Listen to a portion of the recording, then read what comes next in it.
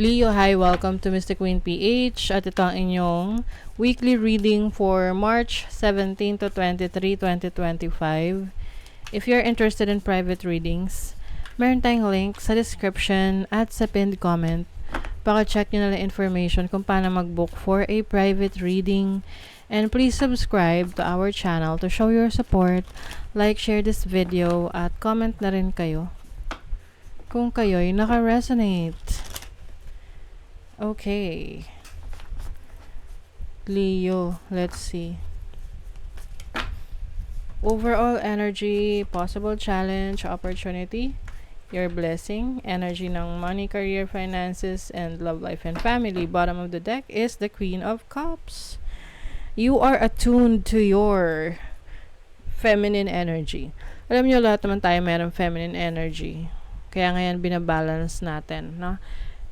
Minsan, pwedeng babae ka pero mas malakas yung masculine energy mo. Like you are a provider. Very, very strong yung personality mo. You can also be lalaki pero mas malakas yung feminine energy mo. No? You're very caring, nurturing, soft-spoken, things like that. So, I see you na into your divine feminine. You are taking care of your needs, taking care of the needs of your loved ones. Oh, diba? Very feminine. The Empress. And then the Queen of Swords. I think, yung iba sa inyo, Leo, you are becoming more creative. You are going with the flow.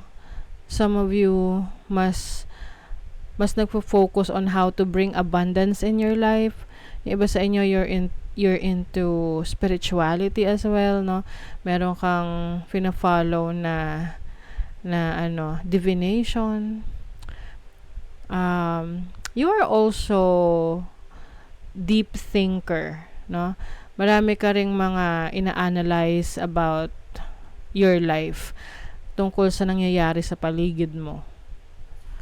So, let's see your overall energy.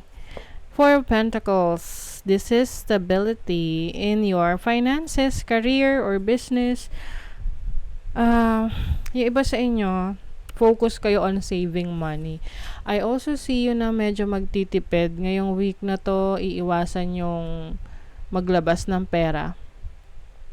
Whether this is pagpapautang or expenses, you will try to be more frugal, no? Masinop.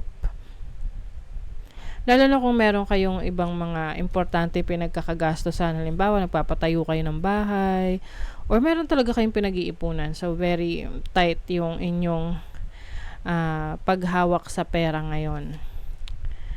And then your challenge is the Death card. Challenge nyo yung change, pagbabago.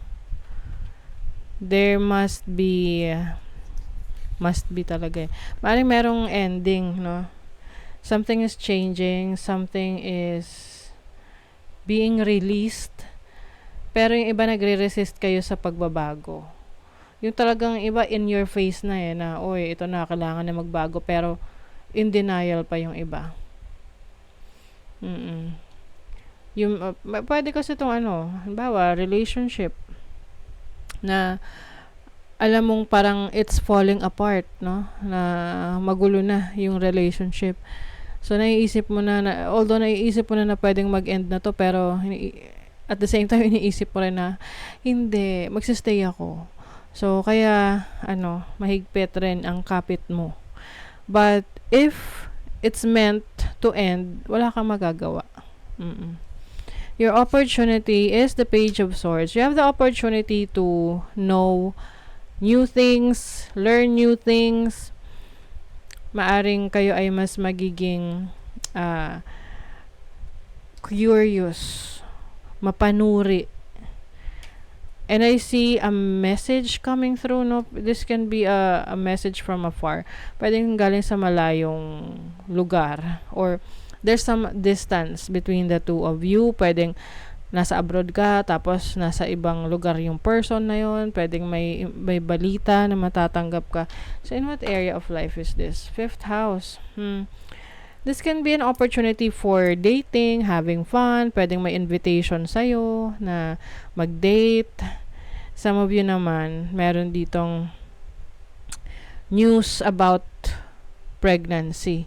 So, pwedeng ikaw to or someone who is close to you. Pwede rin creative projects. And then, your blessing is the Six of Cups. Yung iba sa inyo kung nasa malayong lugar kayo or wala kayo sa hometown nyo or home country nyo, babalik kayo. May chance kayo or may pagkakataon na makabalik doon sa home country. This is also a blessing of a good relationship So, kung single ka, possible na meron kang makilala na soulmate connection. Your career, ito naman, Five of Swords. So, sa career, yung iba sa inyo, toxic yung career ninyo, trabaho nyo, pwedeng hindi nyo nakakasundo yung mga katrabaho nyo. Ayan, hindi kayo kontento. You may have no other choice in your career at the moment, but it isn't a reason to stay and feel mediocre. Be open to changes. Be open to changes daw, Leo. And new beginnings. So, hindi ka na masaya, stressful na.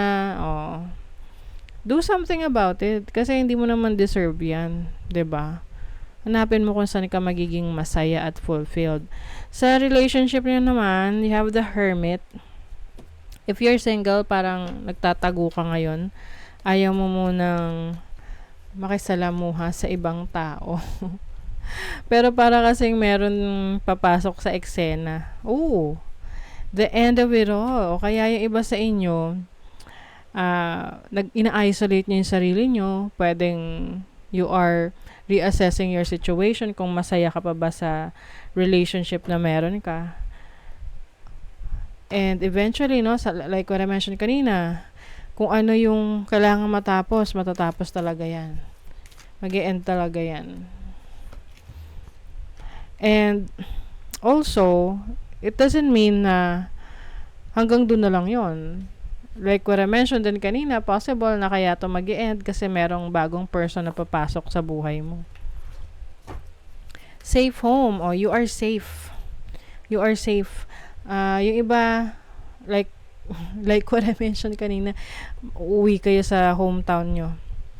You have a very creative mind, creative ideas, Meron kang mga creative ideas na ipupurso mo. This can be related to your passion, whatever you are passionate about. Pwedeng sa arts, music, or anything creative. Come home to yourself. Oh my God. I feel like itong safe home na to is pagbabalik sa sarili mo. Alam mo na yun kung ano ibig sabihin yan. Pagbabalik sa sarili mo. Na unahin mo yung sarili mo, mahalin mo yung sarili mo, alagaan mo yung sarili mo. Okay? So, that is your reading, Leo. Thank you so much. See you again.